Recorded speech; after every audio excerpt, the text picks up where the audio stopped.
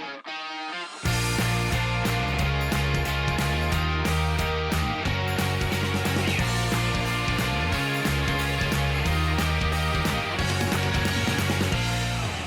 everybody, and welcome to episode number 20 and the final Kickabout show of what's been a very frustrating year of 2020. And Dan and Fran are here once again. Hello. Hiya.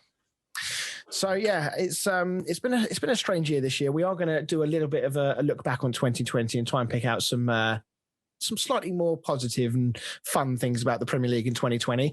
But unfortunately, we do have to start on a slightly negative note. With all the new tiers and restrictions and whatever else is going on in the world at the moment or in the country at the moment, it's transpired that all football is now back behind closed doors again. Which I feel like that's kind of fair. I thought it was a bit unfair that there was like 3 teams that still had fans and the others didn't. So considering, obviously it's best for safety and everyone's health, but I feel like that's it. I think it was a bit unfair that like 3 teams had fans and no one else did.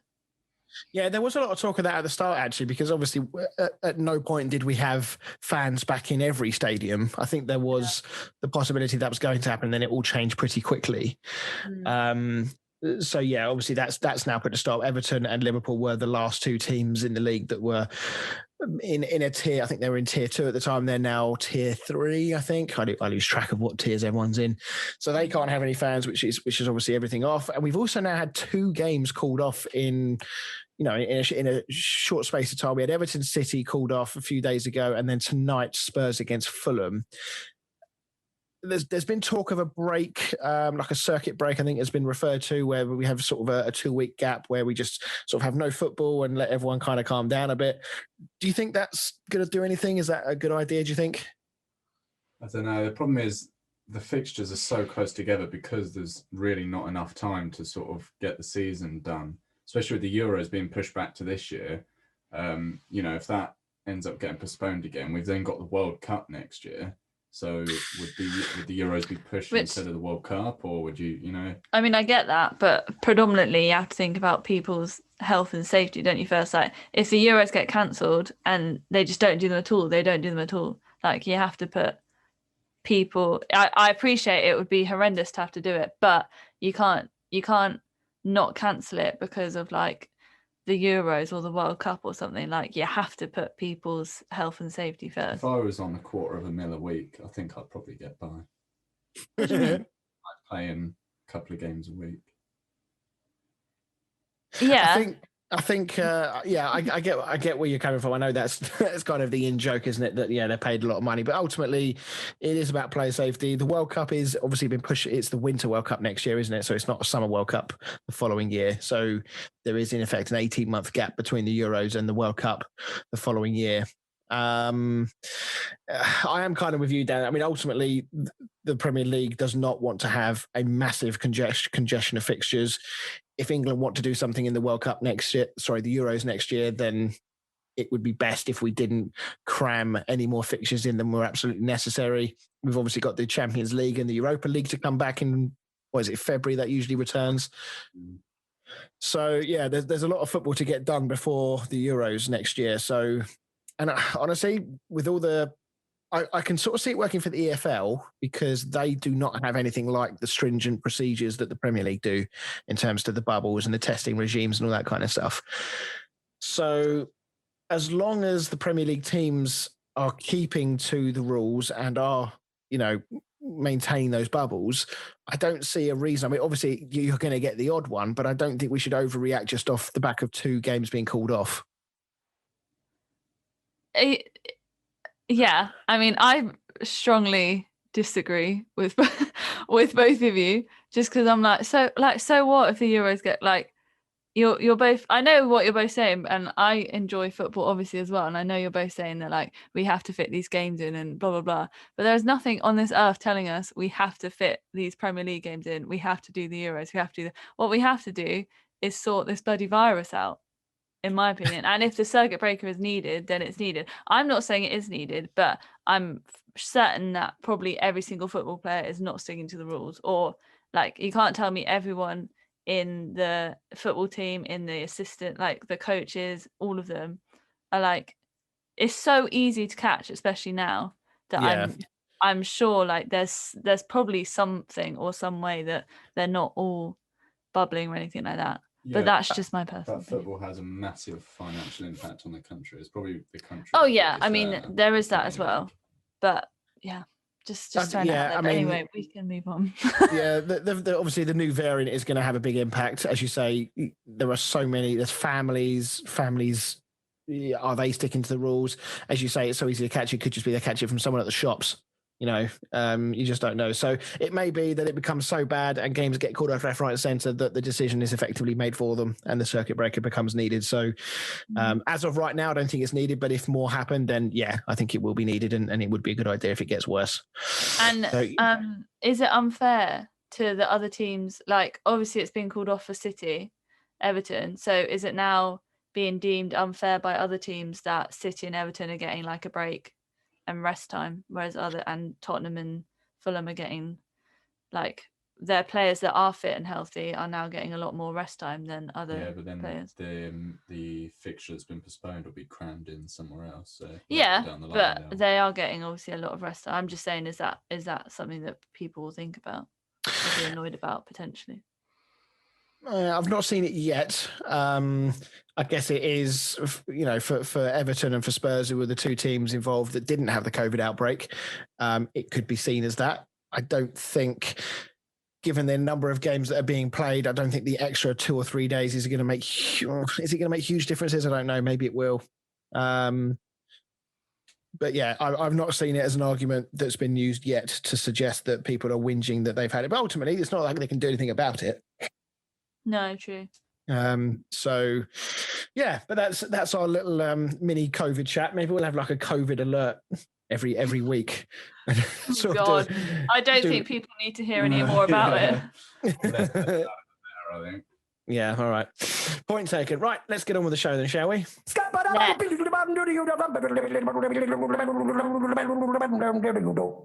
Down the stat, man. Oh, I even got a little chuckle out of Dan that time as well. He loves it. He has a big smile on his face every time. Chris singing it at home. That's literally what I have in my head. It's probably not even a recording. It's actually Chris singing live it every time. I got proper into it. I had the mic set up. I was stood up. Eyes were closed. Oh, stunning. Right, go on. Right, so Jack Harrison has been directly involved in 7 goals for Leeds United in the Premier League this season, 3 goals and 4 assists. Only one other English midfielder has had a direct hand in more this term. Can you tell me who it is? You know what? I'm really proud of myself because I knew who Jack Harrison played for before you said Leeds. That's a good question. That, I mean, there is one obvious answer, but I don't know whether it's Harrison. Is it somebody else called Jack though? I don't know. Right, we will find out the answer to that later on as usual. There is no quiz this week as well, as it is a midweek one-off special. This is the last Christmas special as well, which is probably, it's a sad thing because we don't get to talk to each other as often, but my girlfriend will probably say it's a blessing in disguise because I think she's become a bit sick of all this football. Chris, you can ring us whenever you like, man. I might do. If this lockdown goes on, I might just sort of call you just for what do they call it? Like the check-in calls. Get Annabelle in it. Should we just do a quiz? We just do a football quiz between the 4 of us. Oh God, you can practice. I need it. And we'll talk about the predictions later as well. Right. Premier League chat, shall we? West Brom against Leeds. Let's start with what was quite a. There wasn't many goals this time around in this game week, but the vast majority of them have all scored in one game, which was this. And from the highs of a very top defensive performance at Liverpool and nicking a point, to the absolute rock bottom of being completely and utterly whacked at home by Leeds. This was quite a shellacking, wasn't it, from Leeds to West Brom? Yeah, I could be wrong, but I think we all predicted a big score, didn't we? Maybe not as big as 5-0, but I think we all sort of went for 3 or so. if I'm not wrong. I can tell you now, we all predicted that. Where's West Brom Leeds?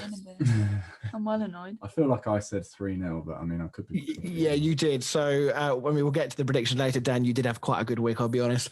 Fran, Fran, you said 3-1 and Dan said 3-0. I knew I reined it in because you two kept saying I went for big points. I reined it in. That was the only big score. That's true. Yeah, and I went 1-1, which it didn't work out very well. Same. Well, I just thought, good defensive performance. I thought Big Sam. Clearly not. But talking of Big Sam, we genuinely love to know what he's thinking right now, because he's obviously taken the job. He must have known it was going to be a tough job. He's been in similar circumstances before, but this is one hell of a job. I mean, that own goal from Roman Sawyers at the start. I mean, obviously no one told him it was Christmas a few days ago, because that was one hell of a gift from West Brom, wasn't it? I mean, what was he even doing? He just didn't look, did he? Didn't look. He just passed it towards the goal. Didn't even look at where the goalkeeper. I mean, I'm surprised no one's looked into Bielsa. Like, first there was Spygate, and now he's paying off opposition players. The only thing I would say is that I felt that Sam Johnson in the West Brom goal, I mean, I know he's obviously pulled out slightly wide to provide an option as a pass back to him and a route to go forward again. But the pass, when you see it go into the goal, it actually went into the goal on the nearer side to him. It wasn't like it went in on the complete other opposite side of the goal. But Sam Johnson was just nowhere freaking near it. So he must have been a long way outside of his goal. Yeah, I think he's sort of gone towards the edge of his 18-yard box. But I mean, maybe he could have shouted him and he'd maybe had a clearer idea of where he was. But I think you've got to blame Sawyer rather than the goalkeeper for that one. Oh yeah, 100%. That's definitely not on the keeper there. And from Leeds' point of view, they had some cracking goals in this game. Actually, Alioski's goal was a real nice one, smashing it in from a reasonably tight angle on the left-hand side to go across the goal like that. Harrison among the goals again, as you said at the start, and then a lovely goal from Rafinha, sealing what was an emphatic win. So just to put the sort of task in perspective here for West Brom and for Sam Allardyce, Allardyce has never been 4-0 down at home in the Premier League before, and he's never lost 5-0. 5-0 is the biggest home defeat of his Premier League managerial career now. Now, he obviously hasn't had a huge amount of time to work with his team because of, he's coming over the Christmas break, so they're almost playing more games than they are training. But he's got a lot of work to do. We probably won't see a true reflection of his work on the training ground for another couple of weeks or so, but boy, do they need to tighten things up at the back. Yeah, I think he even said after the game that, I mean, I'm sure all managers say this when they first go to a job and then they get a whacking, but he said after the game that it's a much bigger job than he first realised. He's got in scratch his own going, God, these boys are shit, aren't they? This is going to be awesome. So, I mean, obviously a lot's been said about the fact they've conceding a lot of goals. I think they do have the worst defensive record in the league now, and I think it's quite comfortable, actually, the defensive record in the league. I think it's, I'm just checking now, I think it's 35 goals. Yeah, 35 goals they've conceded now, which is now comfortably the worst, actually. Leeds were on 30, but they've had now 2 clean sheets in a row. But, I mean, the other side of the coin is they've got the fourth worst goals scored, third worst goals scored tally. When he scored 11 goals in 16 games. So, who's scoring their goals this season? Because, it's all very well tightening things up at the back, but you've got to score some goals at some point. Yeah, they need to get old Salomon Rondon back. Oh, Salomon Rondon, what a name from the past. There has been some talk, hilariously, of Andy Carroll going there. Do you think he solves the problems? I don't think they'd been able to afford it. I was reading all the transfer gossip this morning, like which teams were looking to get in and get out, and they were sort of saying that Andy Carroll's wage bill would be way too high for West Brom to afford. If they loaned him in, do you reckon they could do something there? Maybe like getting Newcastle to pay part of it? I think it would be a good loan to get in, but it's just whether he stays fit. That's the problem. It's a big gamble. It just makes me laugh. It just strikes me as... Do you remember back in the day, like everywhere Harry Redknapp went, he'd always bring across a certain player like Nico Cranshaw, would just go wherever Harry Redknapp went. And this to me, just like Sam Allardyce doing the same thing. He's just getting the band back together, isn't he? Well, I saw This is apparently they're looking at that Czech Tosin as well from Everton because Sam Allardyce brought him to Everton. I think he's literally done nothing in the Premier League. If I was a West Brom fan and I saw that they wanted to bring him in, I'd be like, for fuck's sake. Yeah, I mean, I'm just envisioning Sam Allardyce announcing the signings of like Kevin Nolan and JJ Okocha or something, just to really get the band back together. But yeah, I mean, they do need to start scoring goals. Obviously, they bought Dejan Garner from West Ham in the summer. That's not really worked out. I know at the time I was very upset about that, but I do feel that Dejan Garner is suffering from the same lack of confidence in a poor team that any sort of good player right now would be in that side. For Leeds, I guess there's not really much more we can say about them, really, is it? It seems to be sometimes you sort of flip a coin and see what Leeds turn up on the day. Yeah, I was just trying to find a stat that I read before about their goalkeeper, but I can't. Meslier. Yeah, I can't find it, so I can't remember it exactly off the top of my head, but he's kept he's like the youngest goalkeeper to keep a certain amount of clean sheets since Joe Hart in 2007. Okay, yes. I mean, he is a very good goalkeeper, although he very nearly did cost them a goal in this game. I'm not quite sure how Dejan Garner didn't score. I love the fact it was one of those ones where he was given the pass back to him. It wasn't the best of passes in terms of it was quite condensed space. He probably should have just put his foot through it. And then he's passed it out to someone, mucked it up, then made their save, and then he's got up and started whinging at all his defenders. And it's like, well, hang on a minute. You had plenty of opportunity to get rid of the ball. You passed it to one of their strikers. Now the fuck is that our fault? Yeah, I know obviously goalkeepers sort of been taught to play out from the back, but I've seen quite, over the last couple of weeks, well, maybe even all season, quite a few goalkeepers making mistakes, just trying to pass it out from the back when there is no pass. It's like, I don't see what's wrong with just whacking it every now and again. Yeah, they're obviously just being drilled so hard, aren't they? That, we've got to play it out from the back, because if we don't, we're seen as, a long ball merchant team, and, the fans don't want that anymore. Mendy did it for Chelsea a couple of weeks ago. He got away with it, I think. Or no, he gave away the penalty, I think, didn't he, in the end? Yeah. Oh, yes, he did. You're right. That was against Everton, wasn't it? Yeah.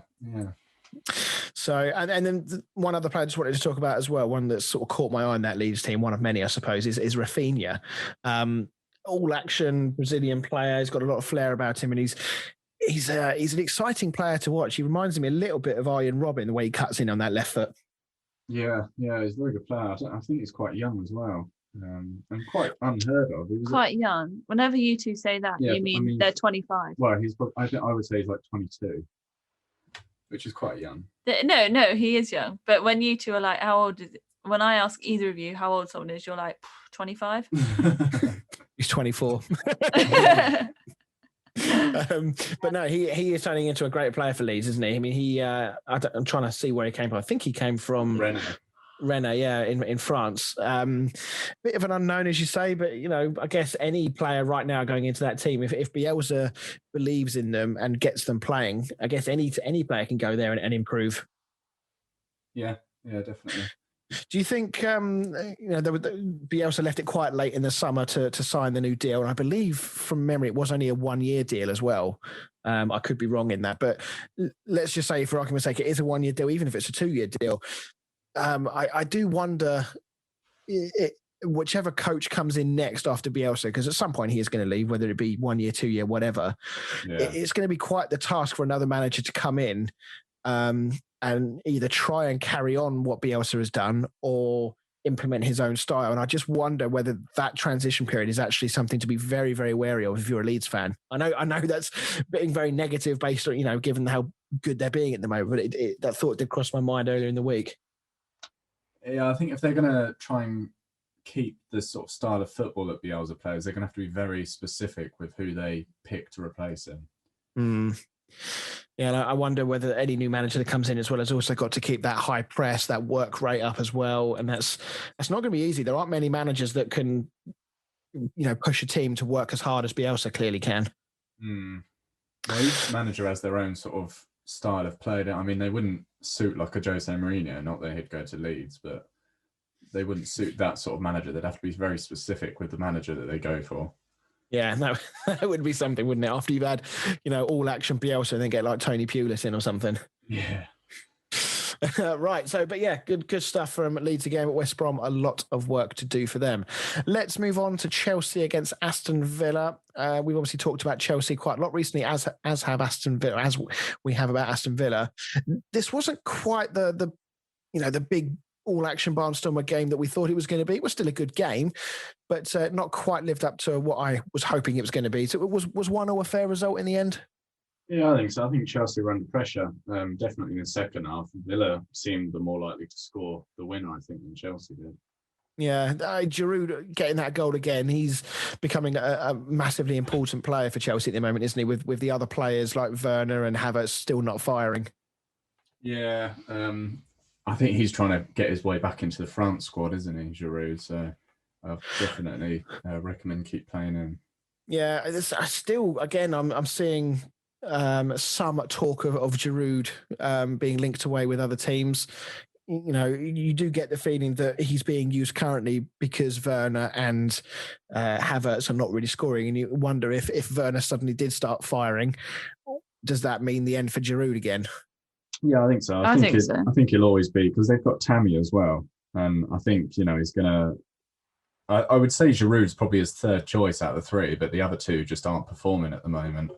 So I mean, if I was Giroud, it depends what he wants, but if he wants to carry on playing in the France team, I'd probably go to another club. But yeah, I'm trying to think where the rumours were that he was being linked. I mean, he's been long linked with us actually, in fact, and he's also been linked with like Inter Milan and places like that. Yeah, he's 34 years old now. He's probably got another year or two left in him at the really top level, you would say. Yeah, I mean, Wolves are looking for a replacement for Jimenez while he's out, so maybe. Did you hear who they were linked with today? Yeah, I can't remember who. Diego Costa. Oh, stop it! Okay, no, that's not him. Absolutely not. Yeah, because he terminated his contract, didn't he? It's a no. Yeah. I do not need him back in the Prem. I hate him. Yeah, I just for the pure shithousery, I'd love to see him back in the Premier League, because he's obviously a few years older now, probably not as good as he was when he was at Chelsea. I would just love him just to come in and just fuck shit up for a bit. It'd be hilarious. He's just a liability, isn't he? I don't know if as a coach, I don't think I'd want him. He's a bit like that Morelos from Rangers. Yeah, think of the content for this show though. Oh yeah, it'd be great as a neutral. It'd be great, but yeah, not at my club. Not at my club. And Giroud, just going back to him, it's 10 in 10 now against Aston Villa. And another player who's among the goals is Anwar El Ghazi, another very good finish. That's 5 in 5 for him now. He's starting to shine a bit for Villa, isn't he? Yeah, I was so tempted to put him in my fantasy team this week, but I know as soon as I put him in, he'll stop scoring, and I don't want to ruin it for him. That's good. I'm sure he loves that. I'm sure he appreciates it. I took Zaha out my team, and then who goes and scores after not scoring for like 3 weeks? Zaha. Yeah. Well, I'm sure he really appreciates it. Oh, that's amazing. Chelsea were unhappy in the build-up to Villa's equaliser. They thought there should have been a foul from Grealish on Christensen. What did you guys see that? What did you think on that one? Yeah, when he stuck out his leg. Admit, if anything, I thought it was a foul on Grealish, if I'm honest. I do. I think it was a foul on Grealish, but I also think Grealish has gone looking for it by sticking out his. I think Grealish knows exactly what he's doing. I mean, he does it every week, so. Yeah. But then for Christensen, a sort of strong centre-back to be lying on the floor as if he's just been shot, I think is a bit pathetic. I think he could have got back up, carried on with the game, and probably stopped that goal from going in. But I think he's just tried to get Villa to kick the ball out, and they've said no. He was lying in intense pain. But why does Jack Grealish not wear shin pads? I think he does. I think Chris, he wears them really low. Because he was pictured the other day. As you rightly said, Dan, you have to wear shin pads. If you don't wear shin pads, you're not allowed to play. He wears. It was pictured. I can't remember where I saw it. He has child shin pads. No word of a lie. They are child's large shin pads that he wears. And as a result, there have been one or two players. I'm trying to think. There was an older player years and years ago. He used to play for Inter Milan. And also I think Alexander Kleb, whatever his name was for Arsenal, used to do it as well. I don't know what it is. I don't know whether they feel like it restricts them in some way, or whether it's just Jack Grealish wanting to show off his calves. I don't know. But surely he's like the most tackled player. Being the most fouled player in the Premier League, you'd want like hockey shin guards or something. Yeah, I'd want to come out like a full NFL player. Well, so I don't know. It's funny you say that, actually, because when Arsenal played Chelsea last week, whenever it was, Smith Rowe, one of the youngsters for Arsenal that played really well, his shin pads looked even smaller. I actually had to do a double take. I didn't even think he was wearing socks. They were that low. So I don't know whether it's becoming a fashionable thing because you look different, therefore you look cool. I don't know. Probably. But it will take, Grealish. If somebody rakes their studs down the inside of his shin where his shin pad should be, I wonder if then he'll decide to do something different. But who knows? But yeah, going back to that foul in the build-up, VAR apparently couldn't review it because the initial ball into the box was cleared. So therefore, the phase of play was reset, and therefore the VAR couldn't go back that far to review it. So yeah, that's I would say it clears it up, but it doesn't really, because I'm pretty sure that's happened before where their VAR has gone back further than that and ruled out goals and bits and pieces in the past, or gone back and given a penalty, for example. Did want to pick up on Ben Chilwell's volley towards the end. That would have been something special, wouldn't it? Yeah, that's a hell of a strike. Literally like an inch to the left, and that would have hit the post and gone in. It would have been very nice goal. Yeah, he's having a good start to his Chelsea career, isn't he? I mean, he's firmly pushed Marcos Alonso out of the team, and it does sound like he's one of a few players that might be making their way out of the club in January. I mean, I'm not even a Chelsea fan, and I would have celebrated if that had gone in. Yeah, I think both Chelsea fullbacks were having a great season so far, James and Chilwell. Yeah, definitely. I mean, Lampard made quite a lot of changes to his side. I think it was 6 changes, I believe. Do you feel like this was rotation, or do you feel like this was a wake-up call to his team after the poor performance against Arsenal? No, I think every team made quite a few changes this week because they've just got so many games on. But that's the whole point of having a squad, isn't it? To rotate your players, and it's down to the managers to know sort of which rotations to make week in, week out, really. Yeah, without disrupting the team. Do you think, regardless of, why he changed the team, do you think he'll be happy with the response to the Arsenal defeat? Do you think he'll be pleased with his performance? I think he probably would have wanted a win after the Arsenal game, to be honest. I know Villa are playing really well at the moment, but I still think it will be, annoyed Lampard, to be honest. I mean, bookies have him currently, I believe, to be the next manager to be sacked, which... Really? Is quite interesting, if you think about, how bad things are going for Sheffield United. They've got 2 points in 16 games, and yet... it really surprises me that, 16 games in, they've still not won a game, and they're still sticking by Wilder. Yeah, I can only assume that they're pretty much accepting that they're going down to the Championship, and they want Wilder to try and bring them back up. Yeah, that's my feeling. I wonder if they're actually more thinking about... I think we may have mentioned this before. If they do change someone, is it actually going to make any difference at all? I think it's probably too little too late now. I think it's more about sort of preparing for Championship next season. If they manage to stay up this season, then Wilder definitely deserves Manager of the Year. Yeah, I'm just looking on a couple of websites here. It looks like, depending on which website you go on for, it's either Frank Lampard, Chris Wilder, or Roy Hodgson are all right up there in the frame to be the next manager to be sacked. I think for Frank Lampard, it's probably because of the money they spent that he's under pressure. Yes, and part of me would be very happy to see Frank Lampard sacked if it meant that Chelsea buggered off from sniffing around Declan Rice. So, but yeah, we'll see how that plays out. You know what it's like in football, a couple of wins and everything's rosy again. So, but the next game against Man City, assuming that goes ahead with obviously what's going on with the Man City camp right now with the current COVID situation, that's a big game for Chelsea as well. If they don't get anything from that game, then the pressure really does start to get on top of Lampard. Yeah, that's going to be a very tough game. Oh, I hope it goes ahead. That'd be a good game. It would be a good game. And Lampard's record against teams in the, I think it's like the top 10. I think he's got a really awful record against teams in the top 10 of the league. So he will be very much keen to put that right. And for Villa, they continue to impress again. Where do you think Grealish is in the pecking order for England right now? Top, like. I think he should be starting. I think he should be starting for sure. But actually, there's a lot of English players actually, I think, in the Premier League now that are like stepping it up. It's a very good pool to choose. This has got to be one of the biggest pools to choose from that we've had in a long time. But I think he should be at the top. So on that note then, so bearing in mind the position that he plays for Villa, he plays on that sort of left wing, inside wing position. Yeah, I wouldn't play him on the wing. I'd play him as like a cam. Okay, so in which case then, how would you potentially line up? Does England have to change their system to accommodate him? You know, is he that important to England that we've got to find a way to get him in the team? I personally wouldn't play 5 at the back anyway. I'd play 4-2-3-1, and he would be my middle of the 3, bit like the Bruno Fernandes type player. Yeah, and then would you have be Kane up front, and then Rashford and Sterling either side? Yeah.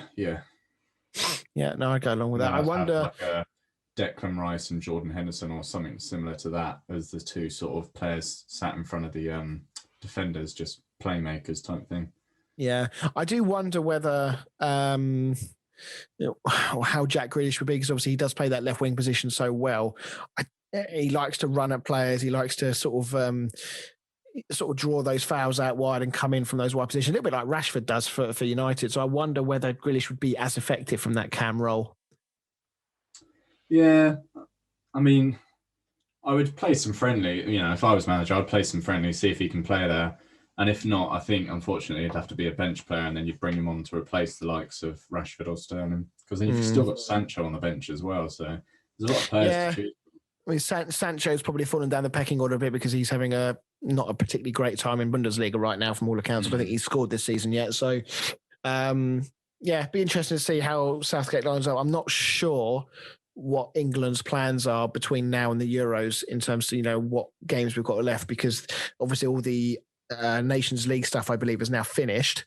So I'm assuming we'll have a friendly or two between now and the Euros, but I'm not sure when. So it'll be very important for, as you say, Southgate to experiment a little. But at the same time, he'll obviously want to be preparing for what he believes is his best side for the start of those Euros. He's kind of got to have a 90% idea of what his best team is now, really. I don't think you can still be doing too much experimenting. No, you would hope not. But anyway, that's a little way off. Let's just worth mentioning actually that the next Villa game is Man United. That's going to be a saucy one. How do you feel that was going to go, Dan?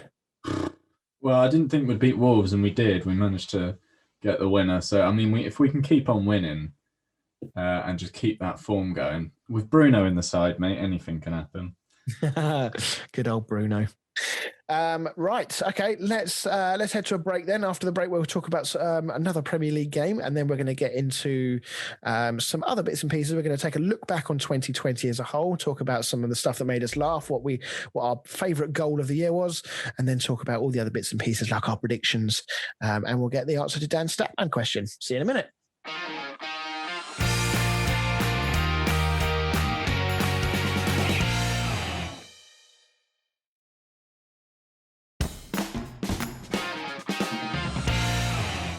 Hey everybody, and welcome back to the show.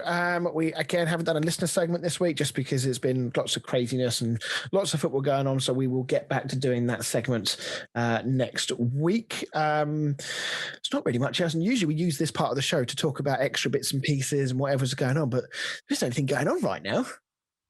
No. gonna have to think of some things for the new year, some new features maybe.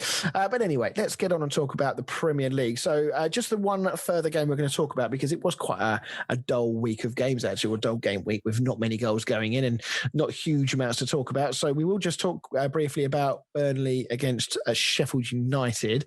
Another impressive result for Burnley. They're now 5th in the form table as well, 16 points. Altogether, they've got 11 from their last 6. We're finally seeing those resilient players come to life under Sean Dyche. Yeah, starting to be better defensively and keep a few more clean sheets as well, which I think has been the main thing. Yeah, I mean, Tarkovsky's come back from injury not that long ago. So does this just sort of re-emphasise how important he is to that team? Yeah. And I think these two teams are quite similar in terms of their sort of best weapons, their defence. And it came down to a set piece that sort of broke the deadlock. Yeah, it was frustrating for Sheffield United again. You know, they very nearly went in front at one end and then almost immediately conceded at the other.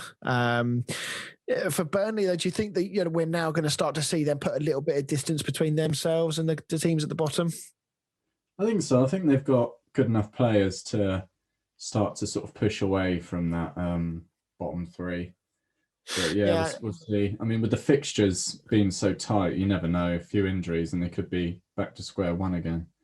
Yeah, I mean, they're now 5 points clear of the group at the bottom. Their goals scored is still of a concern. It's the second worst in the league, so they definitely need to address that in some way, shape, or form. Whether that means bringing another player in January, I don't know. But they've got some important games coming up. They've got Fulham next, which is on Sunday this week. They're then playing West Ham. Those are two, I hate to say it, two winnable games there. So if they get points from those, and all of a sudden they're actually looking up rather than behind them. Yeah, definitely. If they can keep the run of form going. On the flip side, though, it's another game. It's another blank and another loss for poor old Sheffield United. I guess we've already talked about this a little bit earlier, but Chris Wilder's got to be. He looked for the first time for me when he was on the sidelines and walking off the pitch and coming towards his press conference. He looked for the first time like a broken man to me. It looked like this was really beginning to get to him. Well, I said to you during the game that if they lost this game to Burnley, I think that is pretty much the last nail in the coffin for them. Yeah, I think, I know we joked about this earlier, didn't we, about Derby, of course, went down with just 11 points, which is the worst ever in the Premier League history. West Brom have only got 8 at the moment, and Sheffield United just 2 points. I mean, you would have to say, as harsh as it sounds, but it's not really a joke anymore. There is a real chance of Sheffield United going down with less points than that Derby at 11 points. Yeah, and like we were saying earlier, I think, if they've got to this stage with only 2 points and Wilder's still there, I can only think that no matter what happens, he's going to keep his job. Yeah, because I'm sure you would have changed it by now, wouldn't you? Surely. So, yeah. No wins, only 8 goals scored. It's the worst tally in the league. I actually heard, I was listening on the radio earlier. I was sat in McDonald's earlier, listening to Talk Sport, and the combined, I think it's Mousset, McBurney, McDermott. Is it McDermott? Yeah, I think it's McDermott, and Ryan Brewster. That's a combined strike force of roughly 50 to 60 million, I think it is. And between them this season, they've only scored 1 goal. Yeah, and they've lost 7 of their games 1-0. Yeah, so it's a very worrying period for Sheffield United. If they were to go down, I know this is jumping the gun a little bit. There's still over 20 games to go here, but the way things are, you just can't see any other outcome other than Sheffield going down right now. Do you think that coming off the back of a season like this, do you think they're going to find it very hard to recover, to come back up again? Could you see them, for example, doing something that's like Sunderland have done and falling down the divisions a little bit?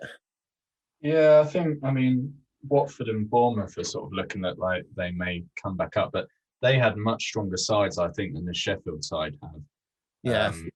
I think in terms of players, I don't know if unless they do some serious recruiting, that they don't strike me as a team that has lots of money to sort of recruit to come straight back up again, to be honest.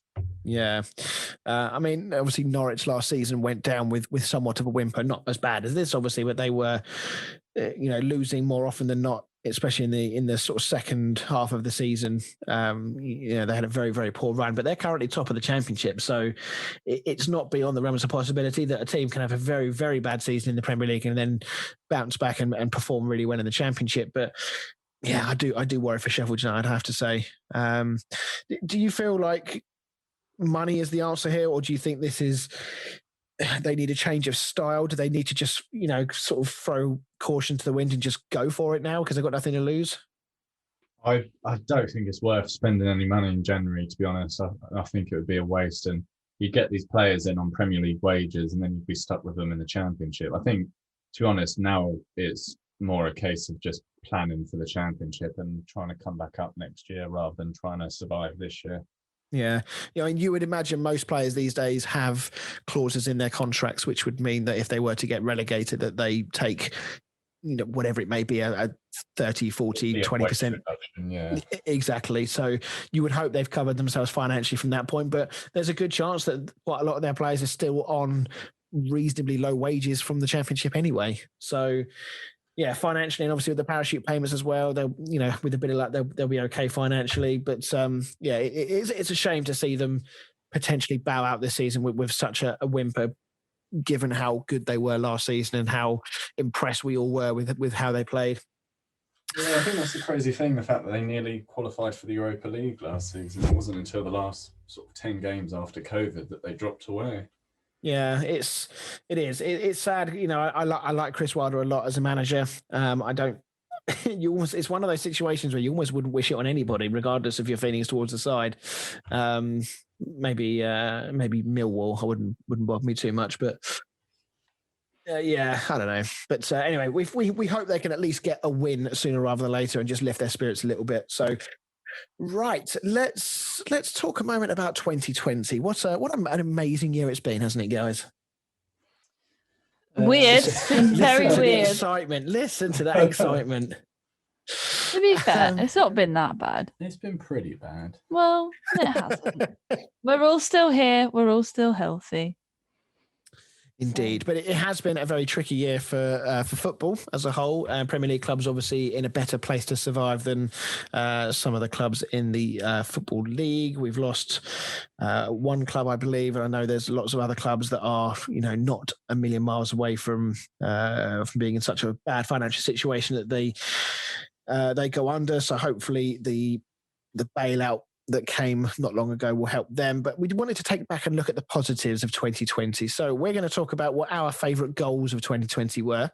We're also going to talk about what sort of some memorable moments and what made us laugh the most in 2020. So who wants to kick us off? Well, we've got the same. We both picked goal. The same goal. Go on then. Talk us through your goal. So we've chosen the Son Heung-min goal against Burnley, where he picked it up on the edge of his own area, ran through the entire Burnley team and slotted it in. So I'm gonna be controversial here.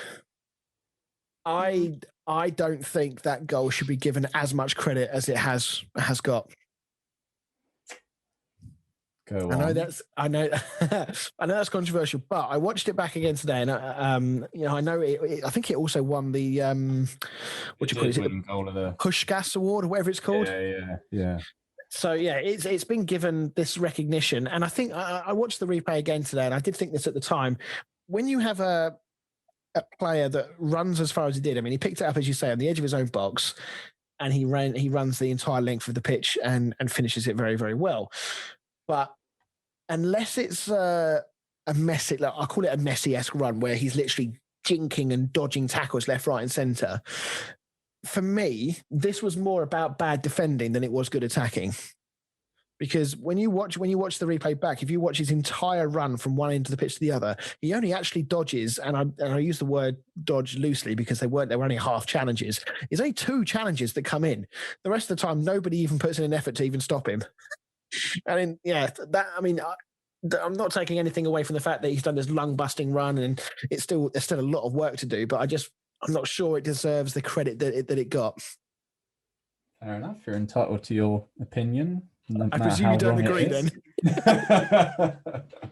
I think it was a great goal. I think, although, it may look like sort of Burnley have gone in half-hearted, I think it's more a case of not wanting to bring him down and get a yellow card or a red card, etc.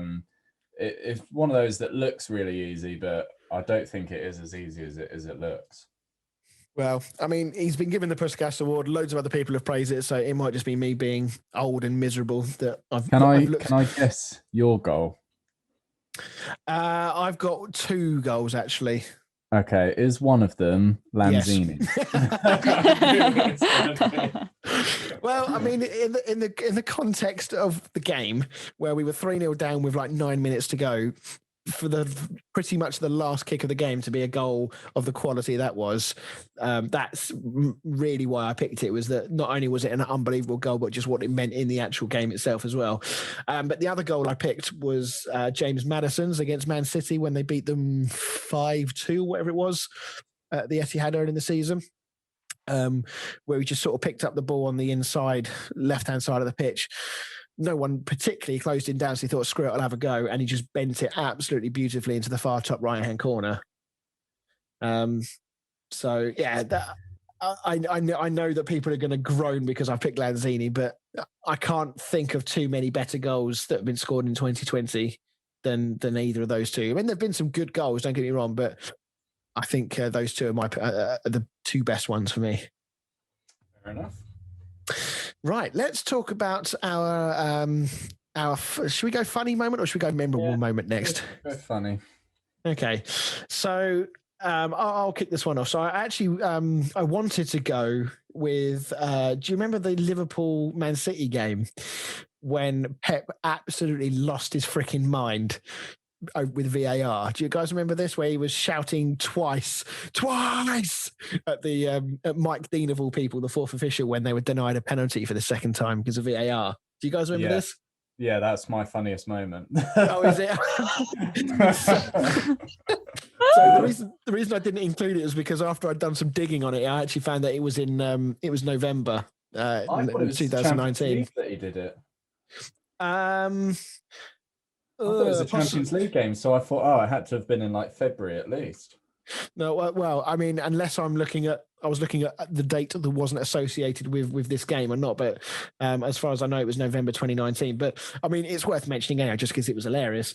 But the best bit about all of that wasn't the fact that he was like going twice, like with his two fingers up in the air.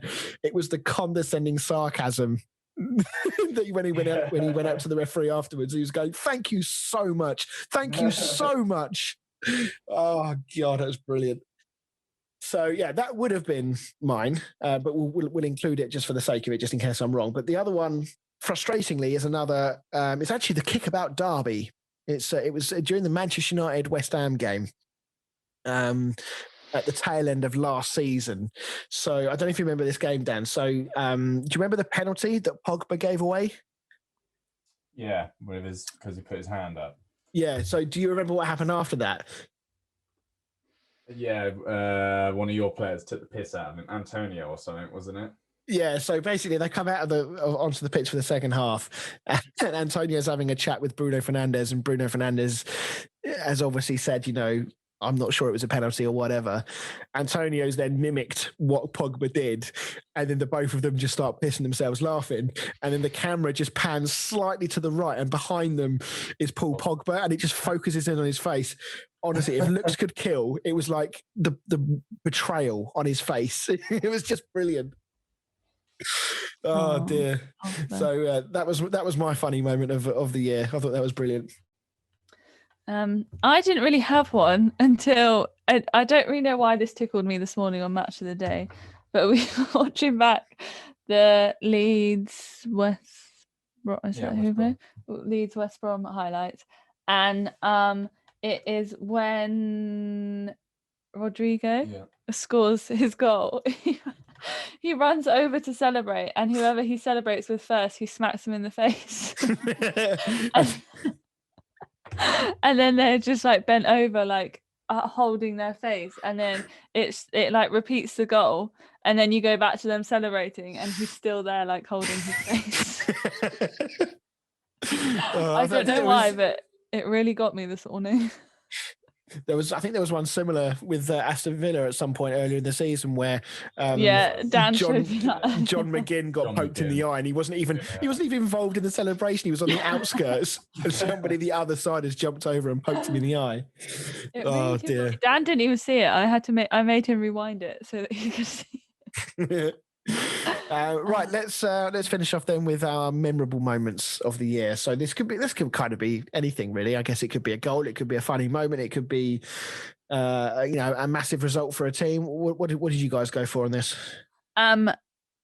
Mine's just going to be Dan saying "boo" to a ghost. I should have got a clip of that. Do you know what? I'm going to get it on my soundboard, and we're going to have it for the future for 2021. As soon as you said memorable moment, that is what came to my head. Dan's really happy about it. Can you tell? I'm Go on, glad there Dan. was a Twitter poll about it. I wasn't the only one that thought that. Mine was, I couldn't really think of one, but then I sort of went for this because it's just something that sticks on my mind when I can't remember even how it started, but Dean Henderson made a mistake when he was in goal for Sheffield. I mean, this might have been last season as well, but when Dean Henderson made a mistake when he was in goal for Sheffield United, and everyone was sort of sympathetic, saying he's a young player, etc. During the interview, and then Chris Wilder was like, "Well, what do you want me to do? Give him a hug?" Yeah, that was when we sort of first really got to know Chris Wilder as a manager and as a man, didn't we? Yeah. So my memorable moment is Jose Mourinho getting an Instagram feed. Chris, this is it. I just went to Dan. Oh, I've got another one, and I was literally going to say Jose's post of him on the bus. Yeah. So if you haven't yet found Jose on Instagram, I highly recommend you go and look. I was scrolling through it earlier just to see if I'd missed any good ones. And there's a photo of him. He's obviously on a plane on a away game, and he's just watching a movie on a plane on a laptop with his legs crossed, eating a bag of popcorn. Just, and it's like, I don't know which popcorn it is, but it looks like one of those sort of average ones you get at like the supermarket. None of this sort of fancy stuff, just a bag of popcorn from a supermarket. I absolutely love it. And as you say, the team bus one after they lost to Antwerp. Bad performances deserve bad results. Hope everyone in this bus is as upset as I am. Tomorrow, 11 a.m. training. Brilliant. It's absolutely amazing. Took a point blank photo of him. And put it on his Take Instagram. a photo. Oh dear. I think there was another one on there as well where him and all of his coaching staff were sat in their office watching the Formula One because it was the Portuguese Grand Prix, and there's not an ounce of emotion on any one of their faces until Jose looks out the corner of his eye, sees that the camera's rolling, just looks at the camera and then just puts his thumb up. That's all you get out of him. Oh dear. Absolutely brilliant. Right. That was our little trip down memory lane for 2020. Let us know your favourite moments as well. We'll probably put out a little something if I can get around to doing. I know I've been really shit with social media recently. I will get back to it, I promise. Let us know what your favourite moments of 2020 are. In the meantime, I don't really want to do this either because it's another fucking quiz thing that I'm losing at very badly. Let's move along to our Premier League predictions. Let's. So, Palace against Leicester. We had this down as all of us had an away win, so we don't get any points for this because it finished 1-1. Chelsea against Villa. I had this down for an away win. That didn't happen. Fran had a 2-2 draw, so you get a point, but Dan correctly guessed 1-1, so you get the full 3 points. And unfortunately, that's not the only correct result that you got. You also got the Burnley Sheffield United score bang on.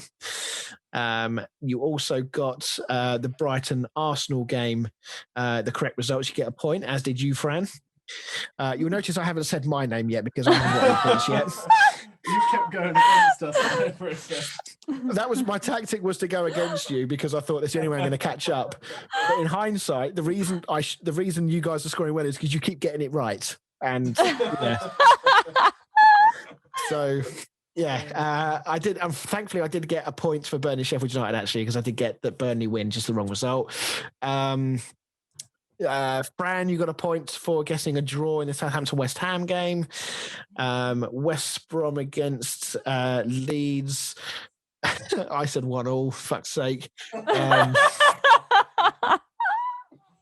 You two guessed a correct win, a high-scoring game for both of you, but not quite as high-scoring as it turned out to be. And then finally, I did get a point for guessing that Manchester United would beat Wolves. So yeah, not a great week for me. Spurs against Fulham tonight has been postponed, as we talked about. excuse me, and Newcastle Liverpool is currently going on, and where is it? Is 0-0, yes, with about half an hour to play. So, Great if Newcastle can get a result in this game.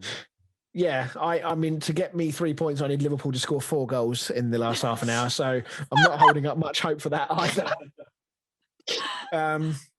So the really depressing thing is now, last week we joked and I said that it was going to be me and Fran's combined score against you, Dan. Yeah. Even if we combined our score, you'd only be 4 points behind Dan. And that's not because Fran's doing badly. That's because I'm doing horrifically. So the current scores, I'm on 12, Fran's on 18, and Dan is on 26. Nice. So, yeah, I'm quite glad this feature's coming to an end because this is getting embarrassing now. Right. Oh, well, 2021.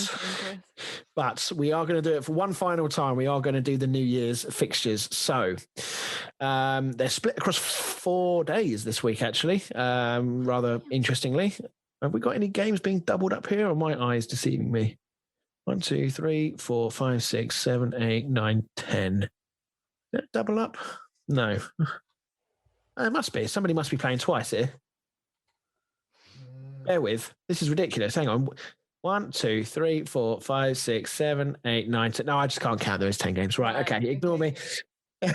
Right. Let's talk first game. So Friday, Everton against West Ham is kicking off the weekend's football. What do we think? Sorry, Chris, but I'm going to go for an Everton win. I'm going to go 3-1 Everton. 3-1? Fucking hell. I was going to go 2-1. I'm going to go 2-0 Everton. One, because that's what Dan said, and also because Everton is not a happy hunter ground for West Ham. So, yeah, I don't hold much hope for us getting anything there. Then Manchester United against Aston Villa. Yeah, I'm not going to bet against us again. I'm going to go... I think Aston Villa will score. I'm going to say... What am I going to say? I'm going to go 2-1 United again. Oh, I was thinking that. Chris, what are you thinking? What did Dan say? Stop it. I am going to go for a draw. I think it's going to be 1-1. I'm going to go 2-2. Okay. Right, moving across to Saturday, Tottenham against Leeds. Oh, crap. Ooh, good game. Awful Out game. the bus against attack with everybody. The 1-1-8 formation. One of you guys I have no idea. Well, Spurs have been stuttering recently, so Leeds, there's every chance Leeds could get something from this, I think, but then look at my predictions and just I might go 2-2. Disregard everything I've just said. I'm going to go 2-2. 2-2, okay. I'm going to go 4-2 Tottenham. Oh, big scoring game. I like it. I like that. I mean, this does play into Tottenham's hands, the way Leeds play. So, well, yeah, I think Tottenham will play counter-attacking, and I think it'll be similar to the United game, I think. Oh, yeah. Hold on. Maybe I should have faith in Tottenham. I'll go 3-2 Tottenham. I'm going to go 2-0 Spurs. I think, no, is that silly? Would Leeds score? I think they might score. I'll go 2-1 Spurs. I think Leeds will score. Right, Palace against Sheffield United. I will say... Hold on, let Chris go first. Yeah. What, just so you can say the exact opposite of whatever I say? Do you know what? I'm losing. I'm not going to win this competition, so I'm going to say Sheffield United are going to get their first win. You heard it here first, people. Ooh. I'm going to say Sheffield United are going to get a 1-0 win. Fran? I am going to say 1-0 Crystal Palace. I'm going to say 0-0. That's a good guess as well, I feel. Two I never dreadful think teams right now. Yeah. Next one, Brighton against Wolves. I think Wolves will win 1-0. 2-0 Wolves. Yeah, I'm going 2-0 Wolves as well. Brighton at home are not very That's me good. out. So, yeah. That's all of you out. West Brom against Arsenal. Yeah, it's got to be an Arsenal win, isn't it? I'll go 2-0. Yeah, 2-0 for me as well. So is that 2-0 for both of you? Yeah. Okay, I will go 2-1 Arsenal. I'll go 2-1 Arsenal. Okay. Moving to Sunday now, Burnley against Fulham. Oh, what have Fulham been like recently? Up and down. They haven't played. I'm going to go 1-1. 1-1, okay. If in doubt, 1-1. It will not be a high-scoring game. I think that's for sure. No, I'm going to go 1-0 Burnley. I'm going to go 1-0 Fulham. Ooh. Oh, damn. One of us is going to be happy. Yeah, it won't be me. Newcastle against Leicester. I'd like to have seen how Newcastle do against Liverpool, to be fair. I'm going to go 2-0 Leicester. Oh, yeah. I'm going to go 2-1 Leicester. Oh, yeah. I will go 3-0 Leicester. Chris, bloody hell. Hey, when you're losing this, I'm doing what Sheffield United can do. I've got a free hit, really, because no one's expecting me to win now. You know what? It's really good that you haven't mentioned it much. You haven't spoken much about how much you're losing, so it's fine. Well, I feel like the best way to deal with it is to get over it quickly and not talk about it. So I feel like you're not getting over it, Chris.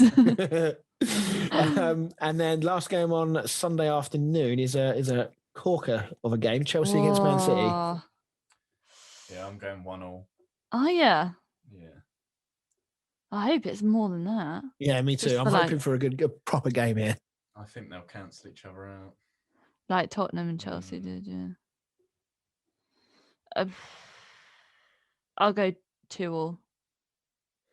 I will go with Chelsea's record against big teams is awful. I think Man City will win. I'm going to go for a 2-1 Man City win. And then lastly, on Monday, the 4th of January, it's Southampton against Liverpool.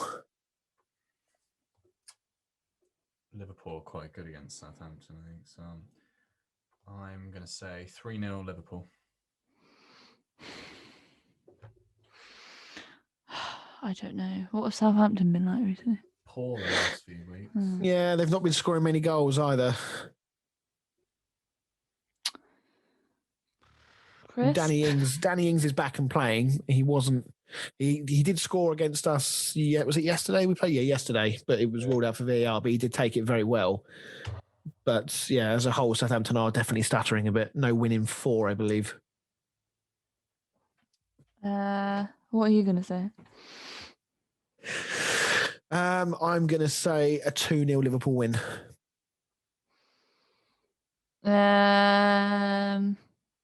I'm going to go 3-1 Liverpool. Okay. And Dan, what did you say? Was it 3-0, did you say? 3-0, yeah. Okay.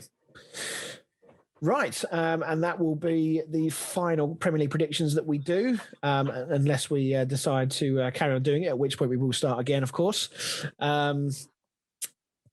So let's move on then to, where are we? Team of the Week. Batman.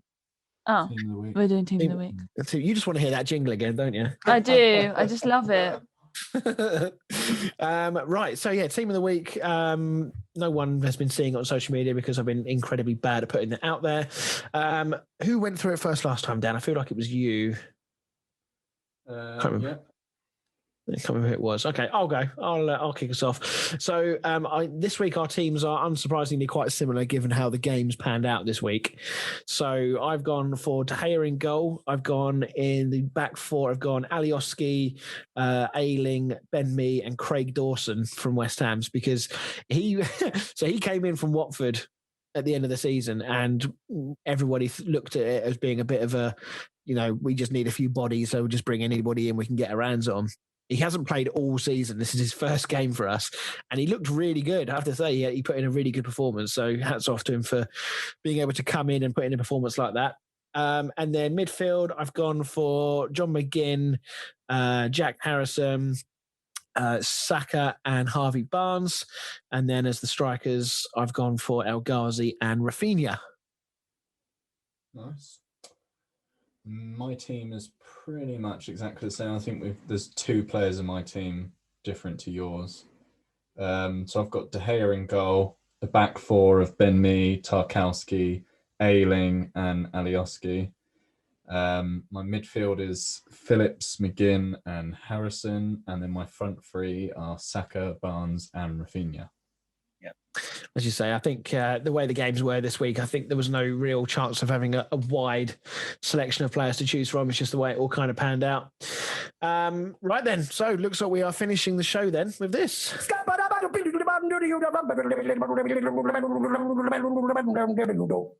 Down the stat, man.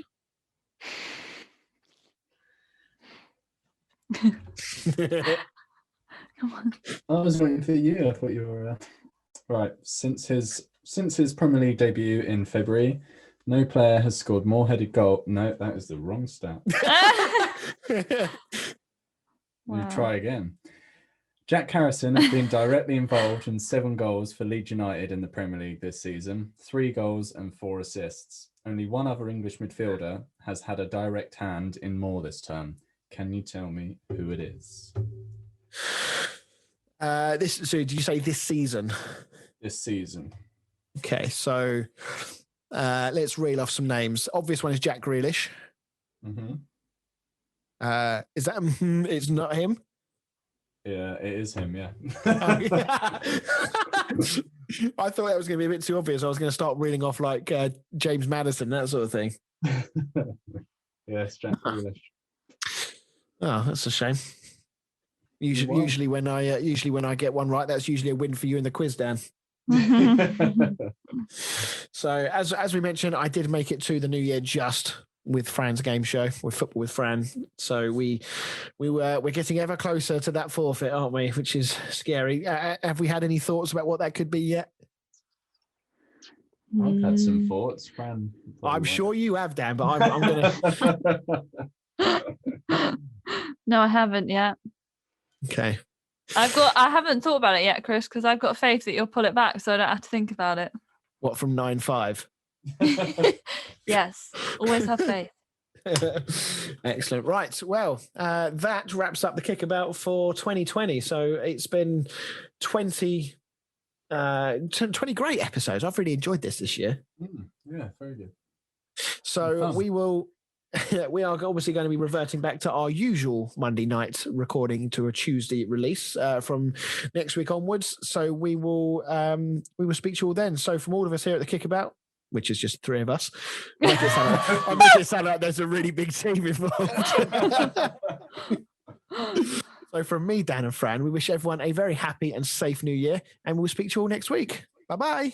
Bye.